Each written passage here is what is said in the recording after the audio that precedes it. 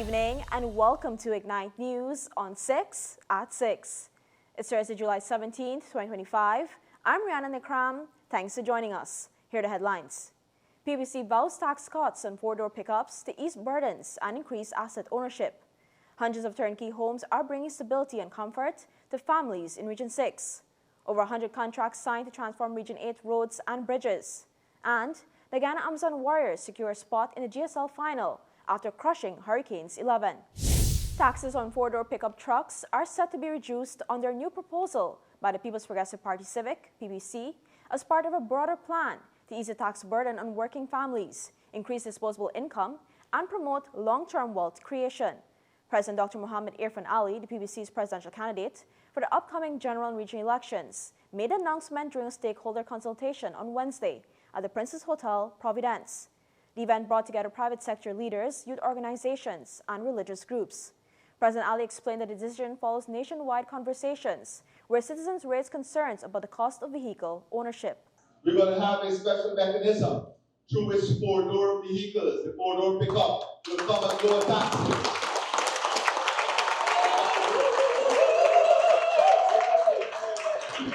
It seems that that's the only thing that excites me. But when you look at taxation, I want you to know that we're going to pursue a taxation system that is going to lower the tax burden, improve tax compliance, and put more money back in your pockets. The proposed tax cut will be paired with efforts to increase tax compliance. Ali noted that when more citizens meet their obligations, government can return more value through incentives and support for asset ownership. The initiative adds to a slate of PBC campaign pledges, including salary increases for public servants, higher old age and NIS pensions, expanded public assistance, additional cash grants, and affordable electricity for all. We want all of Ghana to become more wealthy, and we want to support, we want to create incentive, we want to pursue the policy that will generate more wealth. The country must not only grow, individuals, families, businesses, every single person must grow. That is what we invest. The BBC has already moved VAT on new electric vehicles and reduced the duty on fuel-efficient vehicles under 1500cc and less than 4 years old from 45% to 35%. Vice President Dr. Bharat Jagdeo added that the tax reform is designed to help citizens retain more of their income while stimulating growth across key sectors. It has incentivized economic activities, so the poultry industry, the fisheries industry, the miners would see a favorable taxation policy. The rice farmers, every industry would see that because our taxation system was not penalized the wealth creation. It was incentivized the manufacturing sector. That is what we focus on. The government also aims to deepen its digital transformation through a new national electronic ID system and improved public infrastructure powered by tech. The full PBC 2025 to 2030 manifesto will be released later this month. Another key initiative being promised by the People's Progressive Party Civic is the rollout of a digital panic button system if re-elected, part of its commitment to tackling domestic violence and protecting vulnerable groups. President Dr. Muhammad Irfan Ali made an announcement during a PBC manifesto consultation at the Ramada Hotel, describing the system as an emergency alert tool that will allow victims to quickly contact security agencies for help. There is now the digital button that we're investing in that is connected to a central database. And once we have persons who have made a report, we give them one such digital button. And with the press of a button, they will be able, the security forces and those persons who are in the central unit will be able to know that they're in danger, where they are, and send support and help for them. Fighting domestic violence is among the key priorities outlined in a summary document distributed at the event. President Dr. Ali also announced plans to launch a special funding program to help women and persons with disabilities access capital more easily. You have specific ideas, specific programs to target these various groups. We want to ensure that our brothers and sisters living with different forms of disability, that they are involved in an active economic life of our country. Over the past 5 years, the government has invested nearly $1 billion in disability support, including state grants and a new business center in Palmyra, Berbice. Looking ahead, President Ali promises expanded support for youth, including access to sports, housing, and education, as well as incentives for employment and entrepreneurship. Of course, we have to ensure that our hinterland communities, our Amerindians, women and children, that they have access to opportunity. According to the proposed document, the administration plans to introduce specific incentives to increase employment opportunities, support youth entrepreneurship, and improve access to affordable housing. Home is where dreams take root, and in Region 6, those dreams are becoming a reality for many young families, thanks to the Ministry of Housing and Water through the Central Housing and Planning Authority. Ignite News visited the Williamsburg Hampshire housing scheme, where residents who were allocated turnkey homes are now settling in. Bart Gilead, a young father of one, first applied for a house lot but later switched to the turnkey option. He and his wife received their keys on January 6th, their wedding anniversary, making the moment even more special. We were very ecstatic when we received our keys, because to be young and be homeowners is something that's real nice, because to be a homeowner is one of the greatest accomplishments any young person can think of. Not just having a fancy job, but to have your own home is something that that's a legacy you can leave for your children after you pass. So, yeah, and we're very nice. We like the scheme, The only downside on it is the little distance to come in from the main road. But besides that, it's really nice behind here, quiet and everything. Well, it's a great initiative, It's a great initiative because, for example, if you have to go and to see a land to buy, it's going to be a hassle because many persons don't want to sell people land like that. What they would do, they will look for the person who wants to pay the most money and they want to sell them that land. But that's why I think it's a great initiative that they open land and make house lots and even build houses so a person can just go and apply and get in. It's a great initiative. Another proud homeowner who gave his name as Sam shared his experience of living in his new home. I've been living here for about a year and it's very comfortable knowing that you could be able to have your own home and be able to start your own life on your own, to be able to have something. And it's just, very comfortable. It was like before, you just wonder I wonder when I'm going to get my own home or when I'm going to be to get at least a land or something to build something on. But, the government make it easy that you could be able to get your own home. You just have to get the land and you got the bill. It makes it so much more convenient for you. The Turnkey initiative is more than just construction. It's transformation, it's stability, dignity, and a fresh start for families across Guyana. More than 1,000 such homes are being built. When we return, $1 billion boost for roads and bridges in Region 8. Bartka opens a new high-tech training hub, and win parties Azuddin Mohammed under police probe. The ExxonMobil Guyana Global Super League is back and it's bigger than ever. Defending champions, Rangpur Riders return to defend their crown. But the Warriors, the proud hosts, are ready to battle on home soil. The best from Australia, New Zealand, and the UAE join the fight for global glory. The ultimate test, the ultimate prize. It's the clash of the T20 champions. Get your tickets now at Warriors Box Office or GSLT20.com. Welcome back. There's a major investment in Guyana's hinterland. Region 8 is set for $1.5 billion in infrastructure upgrades. Residents of Region 8 are set to benefit from a major wave of infrastructure upgrades, following the signing of 110 contracts worth $1.5 billion Ghana dollars yesterday. 45 contractors will carry out road and bridge works across Madia and nearby communities, including Campbelltown, Brian Sucre Junction, Marwa, and Kunawarak. The projects include the construction of 5 kilometers of fixed-rate concrete roads and the rehabilitation of 25 bridges.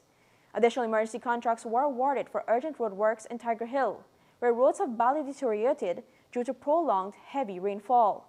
The contracts were signed at a ceremony led by Public Works Minister Bishop Juan Edgil, alongside Amerindian Affairs Minister Pauline Sukai. Addressing contractors at the event, Edgil called for adherence to deadlines and high construction standards. Right now in Region 8, our current engagement will see us doing 10 bridges on the road to Conarook, and 15 bridges to Morrow. And added to that, approximately 5 kilometers of rigid pavement concrete road in the Madja area. That is a tremendous amount of work. The works fall under a national plan to improve infrastructure in all regions, especially remote and hinterland communities. Minister Sukai stressed that investment in hinterland roads remains a top priority for the government. I can put my government, the People's Progressive Party civic government, online, that we have fulfilled much of what we committed to this nation, and to echo the words of His Excellency that we've done, and we have achieved on our manifesto promises. Hinterland roads investment and hinterland infrastructure has been one of the commitments we've made with respect to roads, bridges, culverts, airstrips, etc. And we have a track record within this 5 years to demonstrate that we have addressed those.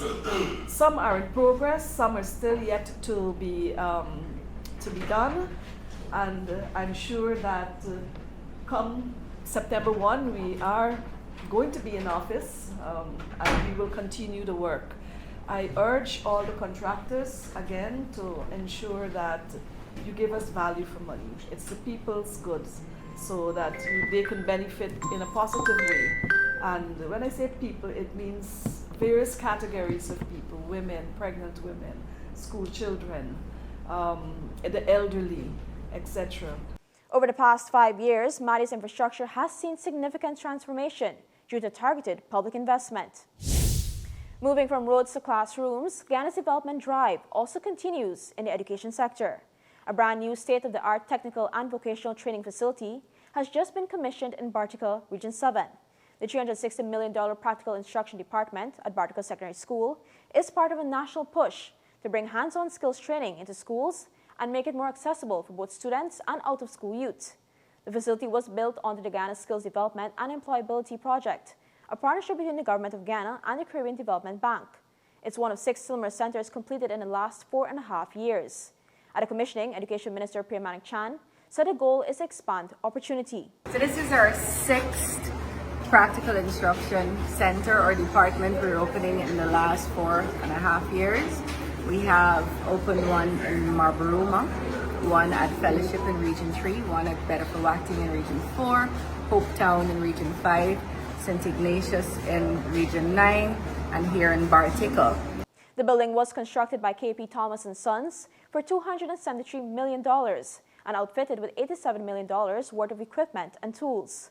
Workshops at the center are ready for training in welding, masonry, furniture making, plumbing, electrical installation, and motor vehicle repairs.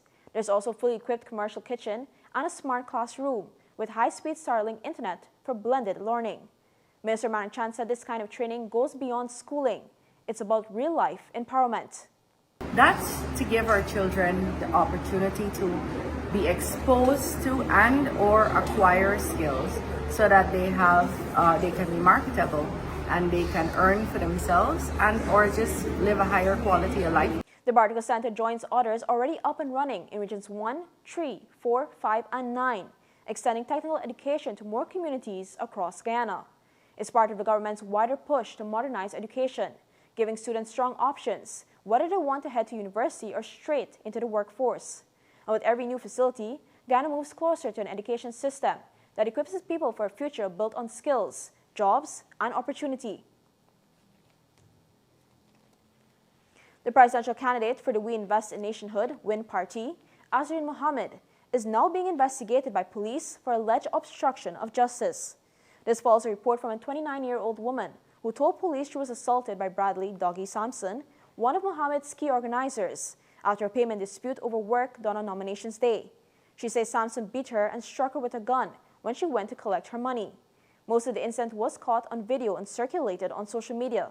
The woman also claims that after the video surfaced, she was taken to Mohammed's Greenfield residence, where she was held for over an hour by armed guards. There, Mohammed allegedly shouted at her, offered her $500,000 to drop the matter, and told her to lie to the police. A wanted bulletin has been issued for Samson, and police says allegations against Mohammed could involve multiple serious offenses, including attempt to pervert the course of justice. Mohammed turned himself in the Rumveld police station this morning and is now assisting with investigations.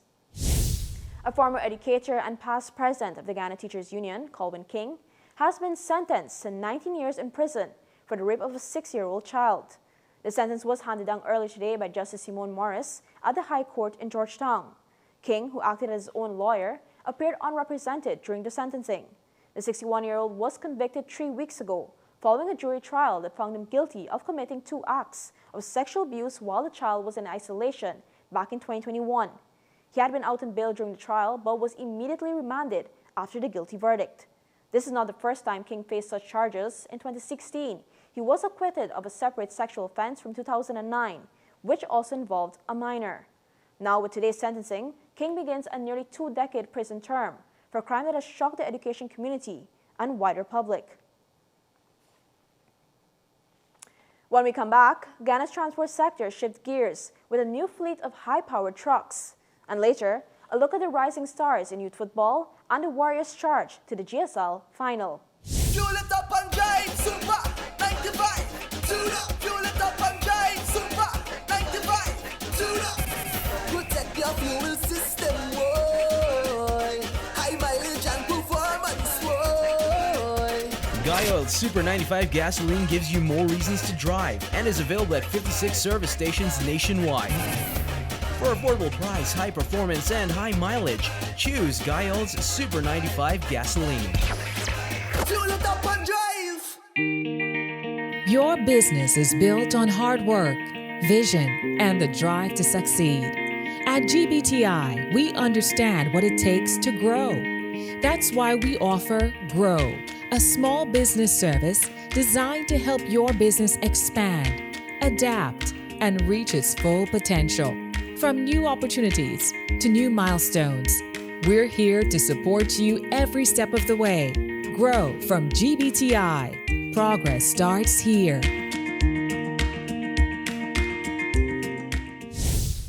You're watching Ignite News on 6 at 6. Thanks for staying with us. A major upgrade is rolling out in Ghana's industrial sector with new trucks, new training, and a multi-million-dollar hub to support it all. Ghana's heavy-duty transport sector got a powerful boost this week as Machinery Corporation of Ghana, MACORP, and its subsidiary Industrial Supply of Ghana, ISG, officially launched the Photon line of commercial trucks. The commissioning ceremony was held at MACORP's brand new $30 million facility at Covent Garden on the east bank of Demerara. The state-of-the-art hub is built for servicing, training, and deploying these powerful trucks. The launch also marks the official entry of Photon Almond trucks made in China into Ghana's market. These rugged, efficient trucks are built to support key sectors like mining, construction, agriculture, and logistics. Minister of Public Works Bishop Juan Edgel praised the move as a strong signal of confidence in Ghana's economic future. I come to this occasion with a sense of pride, and I can tell you why I am proud. It's because a company like MACORP,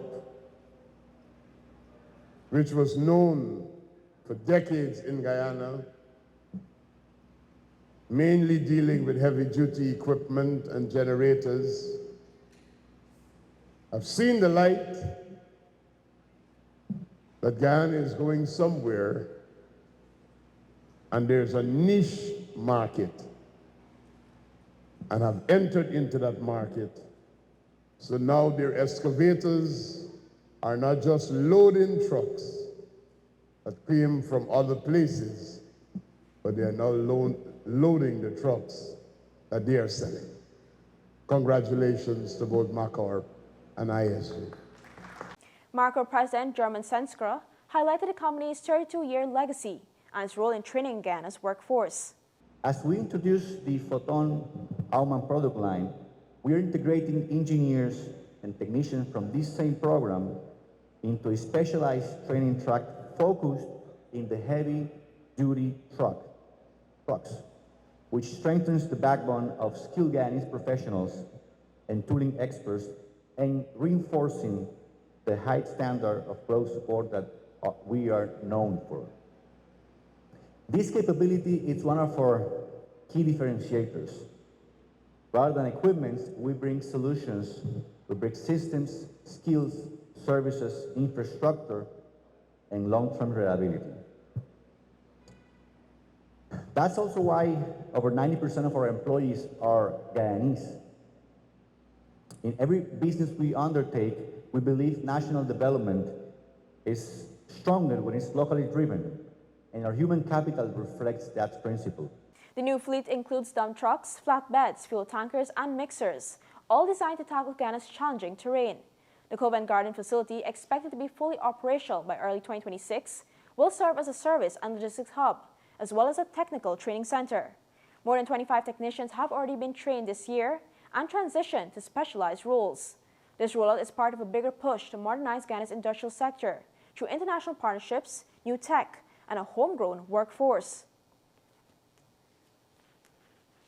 In sports, the stage is set for a thrilling double final in the ExxonMobil Under-14 Football Championship this Sunday at the Ministry of Education ground. Defending champions Chase Academic Foundation are back in the boys' final after a commanding 4-1 victory over West Rumbelt Secondary. They'll face 3 Mile Secondary from Linden, who edged past Warramuri 1-0 in their semi-final. On the girls' side, it's Bartica versus Chase. Bartica beat Warramuri 3-1, while Chase's girls team powered past Martin Academy with a dominant 3-0 win to book their place in the final. The quarterfinals were packed with action. Chase's boys trashed Bagaval 7-0, and Bartica's girls also notched an 8-0 win over East Rumbelt. Kickoff is at 1 p.m. this Sunday, with 2 titles on the line and 4 top teams ready to battle it out for Under-14 glory. The Guyana Amazon Warriors are heading to the finals of the ExxonMobil Guyana Global Super League after a dominant performance against Hobart Hurricanes 11 at Providence. Backed by a roaring home crowd, the Warriors chased down a modest target of 125 runs, winning by 4 wickets with 21 balls to spare, and finishing top of the table on net run rate. Player of the match, Godakesh Moti, was outstanding, taking 3 wickets for just 9 runs and later adding 19 of 13 with the bat. Imran Tahir took the key wicket of top scorer Fabian Allen, who hit 28 of 20 before the Hurricanes' innings lost steam. In reply, Sherman Hetmeyer lit up the night, smashing 6 towering sixes in a blistering 39 off just 10 balls, while Moeen Ali anchored the innings with an unbeaten 30. The Warriors will now face defending champions Rangpur Riders in Friday's final, with both teams level on points, but it's the home side who carry momentum and crowd support into the big showdown. West Indies cricket is in crisis, and Sir Clive Lloyd says it's time for a full review. The former captain made the call after the team's shocking 27 all-out against Australia at Sabina Park, just 1 run above the lowest test total ever. Lloyd, along with legends Viv Richards and Brian Lara, was invited to an emergency summit by Cricket West Indies president Dr. Kishore Shallow. He says every level of cricket, from schools to the senior team, must be examined if the regional game is to recover.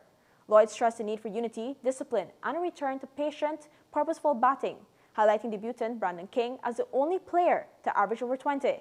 He also backed head coach Darren Sammy's concerns about poor pitches and a lack of first-class cricket, warned that without proper investment, the team's decline will continue.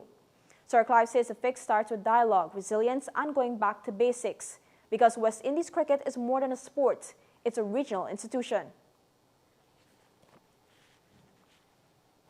Still ahead, Latin America earns praise for turning the tide on hunger, and U.S. targets a powerful Venezuelan gang with terror sanctions.